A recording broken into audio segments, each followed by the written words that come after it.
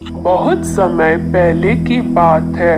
भारत के सुदूर दक्षिण में एक छोटा सा राज्य स्थित था। राजा द्वारा राज्य का संचालन शांतिपूर्व रीति से किया जा रहा था। एक दिन अचानक उसे खबर मिली कि एक बड़े राज्य की सेना की एक बड़ी टुकड़ी उसके राज्य पर आक्रमण के लिए आगे बढ़ रही है।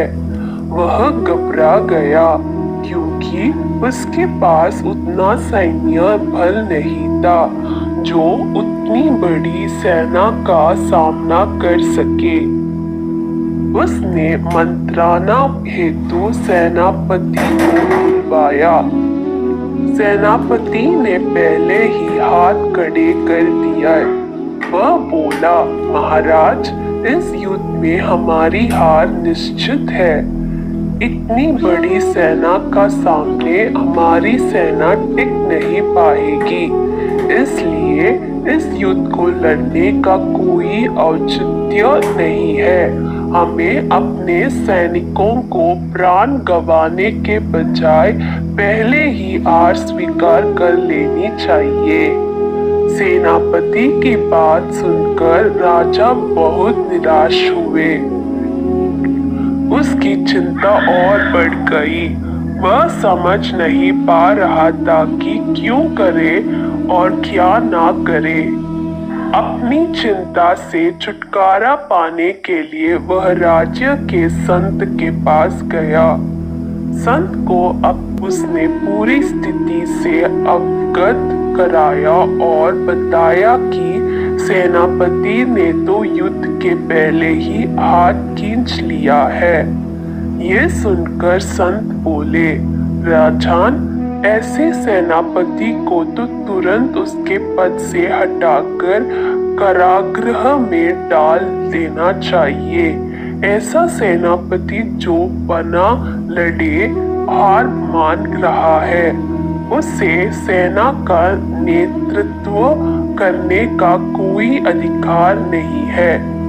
किंतु गुरुवार, यदि मैंने उसे कारागृह में डाल दिया तो सेना का नेतृत्व कौन करेगा? राजा चिंतित होकर बोला, राजन, तुम्हारी सेना का नेतृत्व मैं करूंगा। संत बोले। राजा सोच में पड़ गया कि संत युद्ध कैसे लड़ेंगे।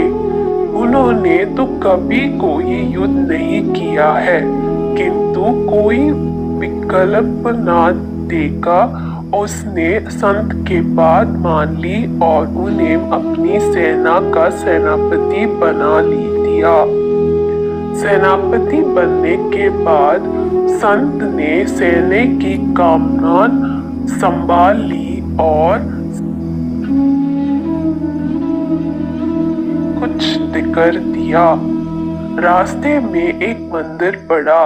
मंदिर के सामने संत ने सैनिक को रोका और सैनिकों से बोले, यहाँ कुछ देर रुको, मैं मंदिर में जाकर ईश्वर से पूछकर आता हूँ कि हमें युद्ध में विजय प्राप्त होगी या नहीं।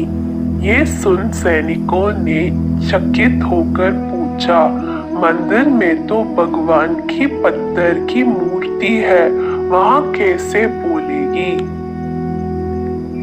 इस पर सेना की कमान संभाल रहे संत ने बोला, मैंने हम अपनी सारी उम्र दैवीय शक्तियों से वार्तालाप किया है, इसलिए मैं ईश्वर से बात कर लूंगा। तुम लोग यहीं रुककर मेरी प्रतीक्षा करो। यह कहकर संत मंदिर में चले गए। कुछ देर बाद जब वे वापस लौटे तो सैनिकों ने पूछा, ईश्वर ने क्या कहा? संत ने उत्तर दिया, ईश्वर ने कहा कि यदि रात में इस मंदिर में प्रकाश दिखाई पड़े तो हमारी विजय निश्चित है। पूरी सेना रात होने की प्रतीक्षा करने लगी। रात हुई तो मंदिर में उन्हें प्रकाश दिखाई पड़ा। ये देख सेना खुशी से झूम उठी। उन्हें विश्वास हो गई कि अब वे युद्ध जीत लेंगे। उनका मनोबल बढ़ गया और वे जीत के मसूबे से युद्ध के मैदान में पहुंचे। युद्ध 21 दिन चला। सैनिक जी जान से लड़े। फलस्वरूप उनकी विजय हुई।